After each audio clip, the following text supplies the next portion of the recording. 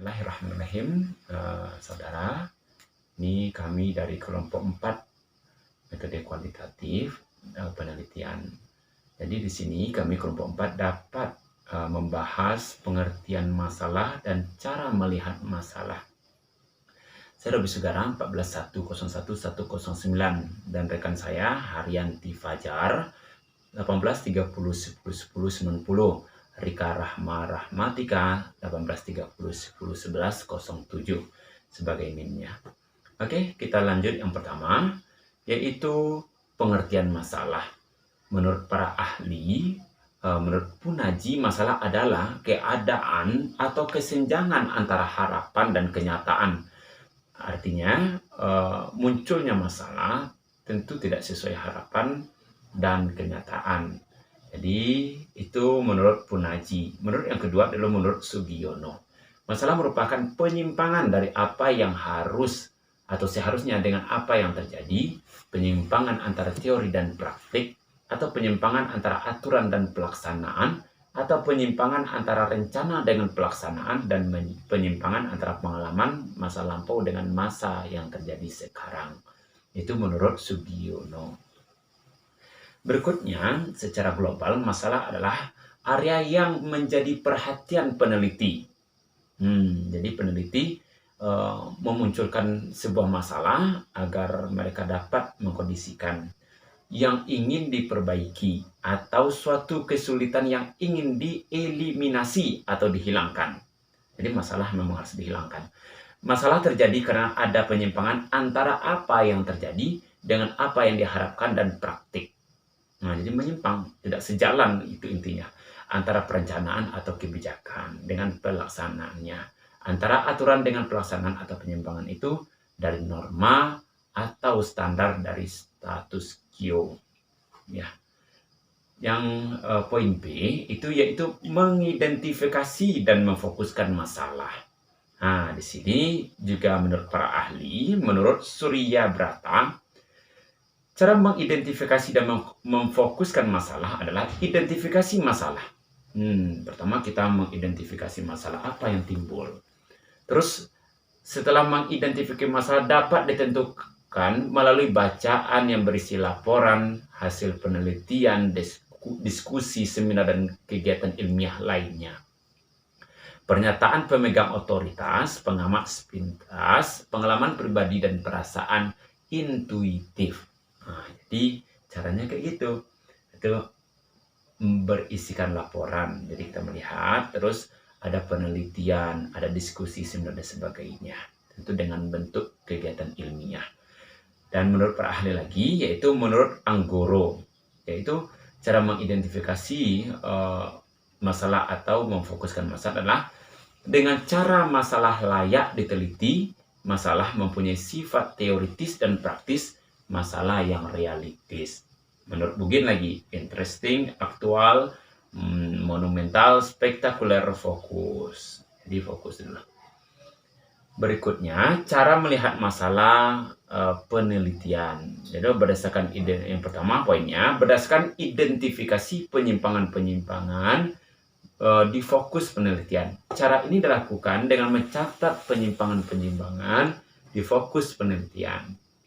Penyimpangan dalam hal ini adalah sesuatu yang tidak seharusnya terjadi. Melalui cara ini, penelitian akan mendapat banyak informasi mengenai penyimpangan yang ada di fokus penelitian. Berikutnya, berdasarkan pemahaman teoritis. Nah, cara ini dilakukan dengan melalui pemahaman teori atau si peneliti. Peneliti menentukan topik yang akan diangkat dalam skripsi yang akan ditulisnya.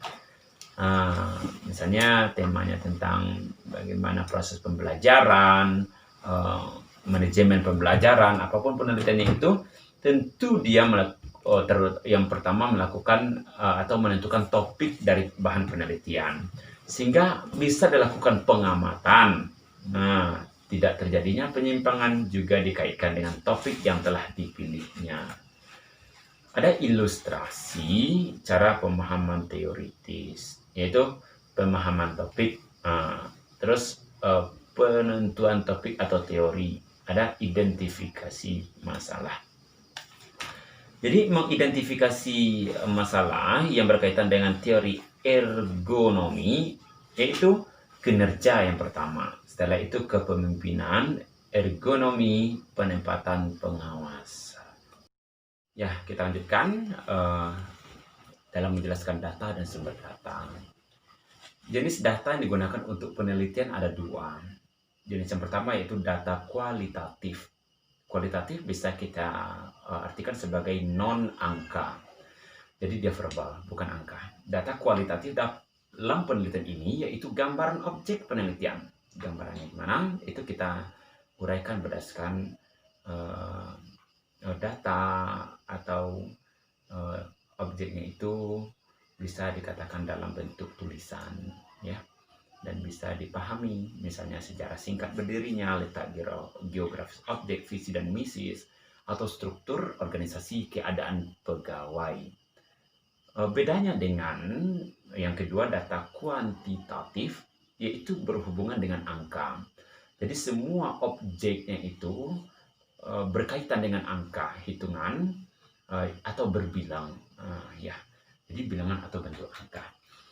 Yang secara global adalah jenis data yang dapat diukur atau dihitung secara langsung.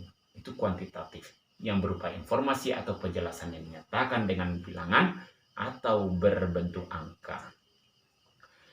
Yang berikutnya adalah sumber data. Sumber data, sebagaimana yang kita pahami, itu ada dua data. Yang pertama data primer, dan yang kedua data sekunder. Data yang dikumpulkan langsung oleh peneliti melalui sumbernya dengan melalui penelitian ke objek yang diteliti. Itu data primer, yaitu data yang dikumpulkan langsung oleh peneliti pada sumbernya dengan melalui penelitian ke objek yang diteliti. Sehingga peneliti langsung terjun ke lapangan dan mencari informasi tentang objek penelitiannya, dikumpulkan baru diuraikan dan diselesaikan. Yang berikutnya adalah data sekunder, adalah data yang tidak langsung memberikan data kepada peneliti. Misalnya peneliti harus melalui orang lain atau mencari melalui dokumen. Jadi yang sekunder ini ada perantara, apa itu dokumen yang dikumpulkan sehingga diolah dan dibaca, atau diterima dari orang lain informasinya, sehingga boleh baru dikatakan datanya itu diterima. Jadi butuh orang ketiga untuk mendapatkan yang disebut dengan data sekunder.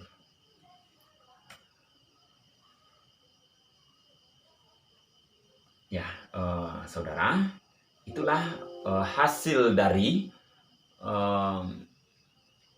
presentasi kami dari kelompok 4 penelitian metode kualitatif. Sehingga kami membutuhkan kritik dan saran dalam buah hasil dari kinerja kami berkelompok, baik dalam secara tertulis ataupun langsung disampaikan dan kami tanggapi dalam waktu perkuliahan berikutnya. Dan yang kita hormati ibunda kita, ibu dosen, mudah-mudahan kita semua dalam keadaan sehat walafiat serta dalam lindungan Allah Subhanahu wa taala. Tabarakallah, wassalam.